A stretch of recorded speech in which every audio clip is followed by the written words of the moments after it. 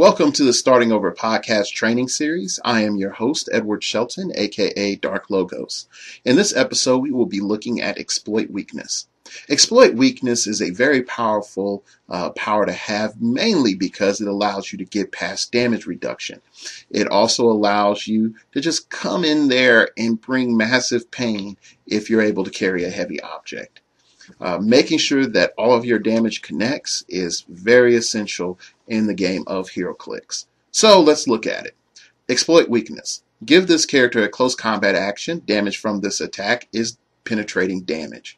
If you can see that this pretty much is a very similar wording to Psychic Blast. The only difference is that we are doing a close combat action instead of a ranged combat action. The other thing that we want to consider with exploit weakness is this. We really want to have a figure that can get into a melee situation easily. Since we are giving this character a close combat action, we can't really do that with hypersonic speed. So we're going to have to use charge. Charge is the only power that's going to allow us to use exploit weakness in a mobility situation.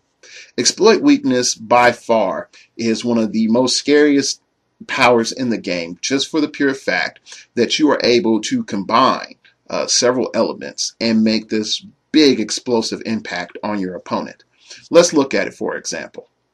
If I have a figure that has charge, super strength, impervious, and exploit weakness, good movement values, good attack values, and very good damage values, this means that once I have object +1 perplex, I am +3 damage, possibly if I'm carrying a heavy, and I'm going to be doing massive damage to your damage resisting figure. And then guess what? Pretty much there is nothing that you can do about it. Now, exploit weakness, you really want to look at two different defensive powers depending on the scale of the point value. If you're under 100 points, you want to look at super senses and combat reflexes. Okay, if you're over 100 points, then you really want to look at impervious. Okay, so I'm gonna put those two in there for you.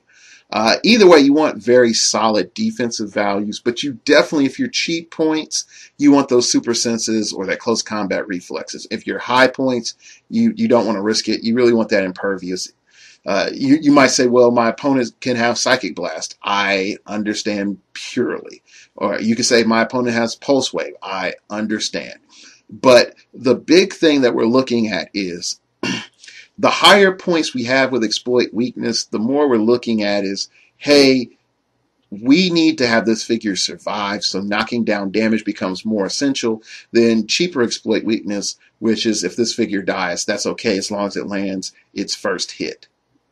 So exploit weakness, depending on the point scale in which it's at. Low end, you want to be able to be expendable. High end, you want survivability. You need to consider that when you're looking at your figure selection.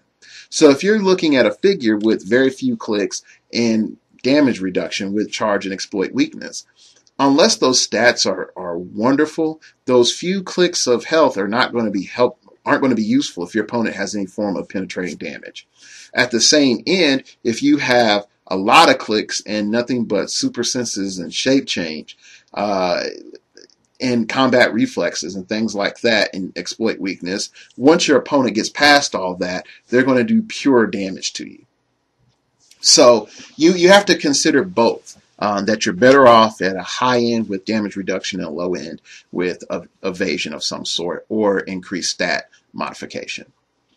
All right, now the biggest thing that I want you to really think about with exploit weakness is I am trying to not just kill a figure, I want to tie it up afterward.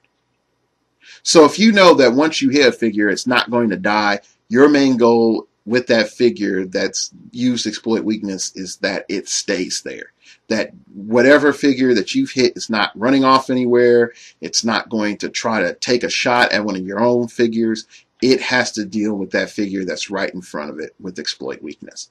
So that's the best thing that I can tell you. Now, if you're dealing with a figure, you hit it, now it has hypersonic speed, of course that goes out the window. Same for leap climb or even plasticity, because then the other figure can just easily get away. But outside of those rare circumstances, you are going to tie up so many other figures just by basing them and then letting them know, hey, if you have continual damage reduction, I'm just going to do exploit weakness again unless I take damage and you knock me off of it. All right, so how are we going to train with exploit weakness? Simple. We are going to do 2 melee figures on a team, 1 low points under 100, 1 high points over 100. Both of them are going to have 0 range. Okay, and I want you to build a team, and we're going to go for 500 points just to make it real easy for you. Build a team in which your 2 main attackers have exploit weakness. The rest of your team is built around making sure you can get that exploit weakness attack off. Okay, so play 2 or 3 games, write down your notes, see what you notice that works, see what you notice that doesn't, and then after that, talk with your friend or talk with someone else that's doing the series with you and ask what their experiences were with using exploit weakness. All right, that's pretty much it. I will see you in the next episode.